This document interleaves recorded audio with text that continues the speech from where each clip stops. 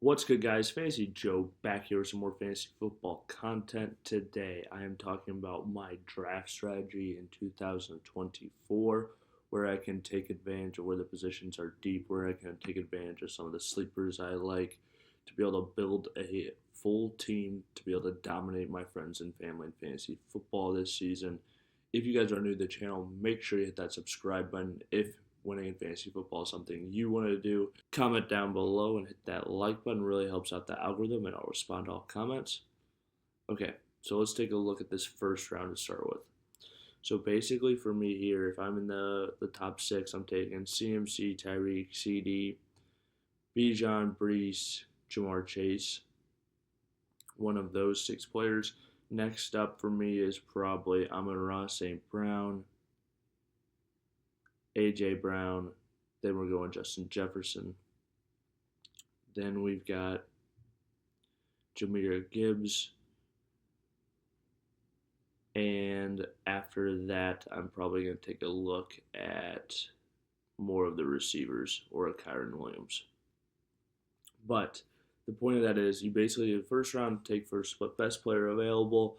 The thing is, a lot of receivers are going around one this year. I would not be afraid to pull the trigger on a running back, especially you're getting value. Some he's going to get probably, Jahmyr Gibbs at 12 as the RB4 potentially and get a massive win there.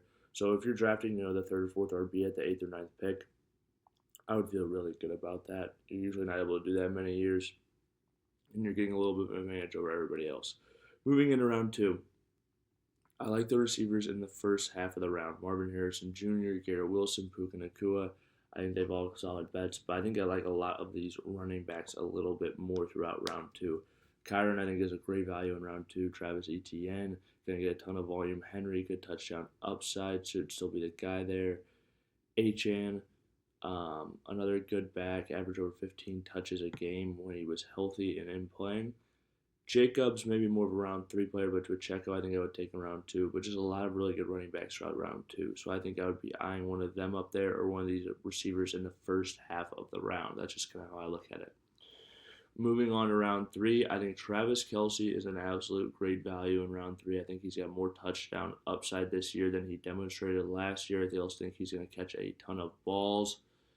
Moving on, what do we have next? Nico Collins, I think, is solid in round three. Not that I'm jumping all over, but even Brandon Ayuk in round three. Now there's rumors he could get traded to the Browns or Patriots now. Either of those teams would be a fairly big downgrade, so that's something to keep in mind as well. But I think like Mike Evans is a great value in round three. And then some of these running backs like James Cook, DK, Cooper Kupp, are getting into like round four range. But some good players. And then Kenneth Walker down here, I like targeting him as well. But you can kind of see where the receivers and the running back spots are. I really don't mind loading up with some of these running backs that people are passing on early because the wide receivers I'm able to get in these third and fourth rounds easily make up for round five as well. Some really good options back here. I think too, if you're looking for tight ends like Trey McBride falls deep here. Mark Andrews is falling fairly far back from where he used to be, and if you want to settle on Kincaid, I do think he's the number one target in that offense.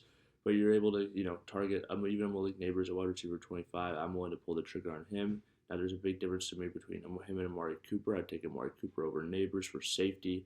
Cooper was excellent for fantasy football last year, but like a Devonta Smith, being able to snag one of those guys as your wide receiver two, when you were able to snag, maybe a Bijan and a James Cook with your second and third picks, maybe even start an RB.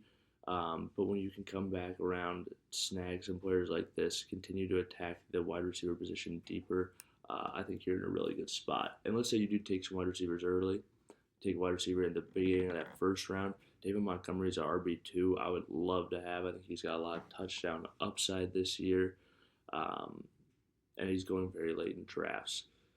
So I personally like getting the quarterback a little bit later. If I was going to take an early quarterback, I think I would think about Mahomes maybe in round four. Josh Allen is definitely worth the price, as is Hurts, but you have to pay a little bit more for them. But yeah, basically to review, take best player available in round one. I like the running backs in round two a little bit more than the receivers. I like the receivers more than the running backs in round three, although you've got some good options there with James Cook and some other players. James Cook's even fallen all the way to around 4 technically. Put some good options there. And then moving on to round 4 and 5, I think you've got a lot of really good receiver options. So don't be afraid to take those running backs early. You'll be able to figure out your receivers as the drafts go on. And just don't be afraid to zig when everyone else is zagging. There'll be more fantasy football content coming out on the channel very soon. So hit that subscribe button. League winners, busts, values, all that type of stuff is coming out very soon. So stick around for that. Hit that subscribe button. Bring home that fantasy championship. This has been Fantasy Joe. Thank you for watching. I'll see you guys next time.